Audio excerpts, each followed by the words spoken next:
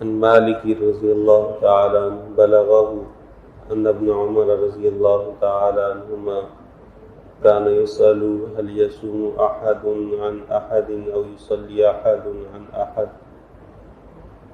امام مالک رحمہ اللہ روایت کرتے ہیں عبداللہ ابن عمر رضی اللہ تعالیٰ عنہما سے پوچھا جاتا کہ کیا کوئی شخص کسی کی جگہ روزہ رکھ سکتا ہے، او یصلی احد عن احد، یا کوئی دوسرے شخص کی جگہ نماز پڑھ سکتا ہے؟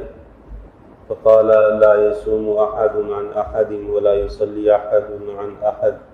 انہوں نے فرمایا کہ ایک بندہ دوسرے کی طرف سے روزہ نہیں رکھ سکتا اور ایک بندہ دوسرے کی طرف سے نماز نہیں پڑھ سکتا۔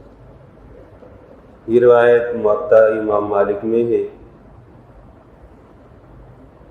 فقہا نے جو مسائل کا استنباط کیا ہے وہ احادیث کو سامنے رکھ کر کیا ہے کہ احادیث کا مجموعہ سامنے ہوتا ہے پھر اس سے مسائل کا استنباط کیا جاتا ہے۔ کوئی شخص دوسرے سے یہ کہے کہ آپ میری جگہ نماز پڑھ لیں یا آپ میری جگہ روزہ رکھ لیں، اور وہ یہ سمجھے کہ دوسرا روزہ رکھے گا تو میں بری ذمہ ہو جاؤں گا، شریعت میں ایسا نہیں ہے۔ جب دین سے ناواقفیت ہوتی ہے، دین کو نہیں سیکھا جاتا، اور ہمارے ہاں پاک و ہند میں ایک عرصے سے یہ سلسلہ جو چل رہا ہے کہ ہم لوگوں نے مساجد کو صرف نماز کے لیے مختص کیا ہوا ہے، بس مسجد میں نماز پڑھی اور فوراً گھر، نہ وہاں کوئی تعلیم و تعلم کا سلسلہ ہے نہ احکامات سیکھنے کا۔ اس کا بہت بڑا نقصان ہوتا ہے۔ ایک ہمارے زمانے میں سلسلہ چل رہا ہے کہ یہ اپنے لوگوں کی نمازیں بخشوائیں اور نمازیں پڑھوائیں، اور اتنی نمازوں کا یہ سلسلہ، اور ان لوگوں سے باقاعدہ قیمت طے کی جاتی ہے۔ شریعت میں ایسا کچھ بھی نہیں ہے کہ کوئی بندہ دوسرے کے لیے روزہ رکھے، جائز نہیں، کوئی بندہ دوسرے کے لیے نماز پڑھے، جائز نہیں۔ اسی لیے فقہا نے جو عبادات ہیں ان کی تقسیم کی ہے، کن عبادات میں نیابت ہو سکتی ہے اور کن میں نہیں۔ بعض عبادتیں ایسی ہیں جن کا تعلق خالص بدن سے ہے، جسمانی عبادات ہیں، جیسے روزہ رکھنا خالص عبادت ہے جس کا بدن سے تعلق ہے، نماز پڑھنا ایسی عبادت ہے جس کا بدن سے تعلق ہے۔ تو وہ عبادات جن کا تعلق بدن سے ہے ان میں دوسرا بندہ عبادت والے کی طرف سے عبادت نہیں کر سکتا، اس میں نیابت جاری نہیں ہو سکتی۔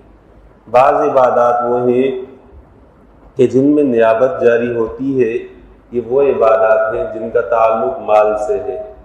جیسے کوئی شخص دوسرے سے کہے کہ آپ اپنی طرف سے زکوٰۃ ادا نہ کریں، میں زکوٰۃ ادا کر دوں گا۔ جیسے شوہر بیوی سے کہے کہ آپ کے سونے کی زکوٰۃ میں ادا کر دوں گا، تو ادا کر سکتا ہے اس کی نیابت میں، اور بیوی بری ذمہ ہو جائے گی، کوئی حرج نہیں ہے۔ اسی طرح قربانی ہے، اگر والد بچوں سے کہے کہ آپ لوگ قربانی نہ کریں، میں آپ کی طرف سے قربانی کرنے لگا ہوں، تو ایک بڑے جانور میں اپنے بیٹوں کو بھی شریک کر لے، بہو کو بھی، بیوی کو بھی، اور بچی کو بھی شریک کر لے، ٹھیک ہے۔ تو مالی عبادات میں نیابت جاری ہو جاتی ہے، اس میں نیابت کا اعتبار ہے۔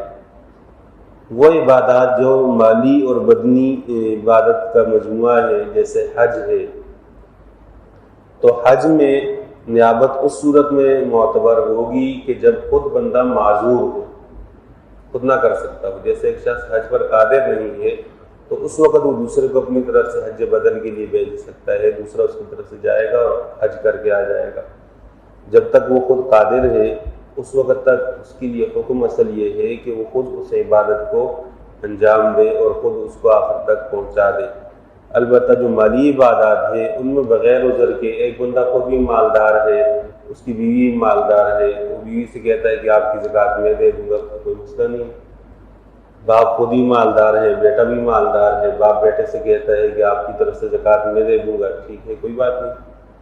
تو اس میں نیابت کے لیے کسی قسم کا عذر ہونا ضروری نہیں ہے، اور وہ عبادات جن کا تعلق بدن سے ہے، جسمانی عبادات ہیں، ان میں کوئی نیابت جاری نہیں ہوتی۔ لہٰذا اگر کسی شخص کا روزہ رہ جاتا ہے، اس کا انتقال ہو جائے، تو اس کی طرف سے وہی فدیہ ادا کیا جائے گا جس کی تفصیل کل عرض کی تھی۔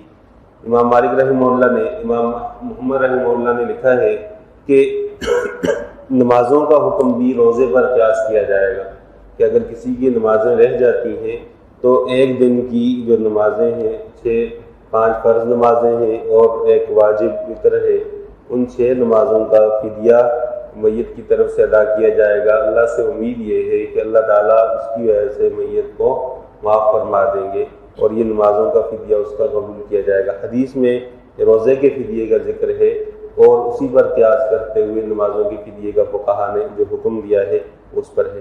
آخری بات یہ ہے کہ بخاری میں ایک روایت ہے، من مات وعلیہ صوم صام عنہ ولیہ، کہ اگر کوئی بندہ مر جائے اس پر روزے ہوں تو اس کا ولی، اس کا وارث اس کی طرف سے روزہ رکھے۔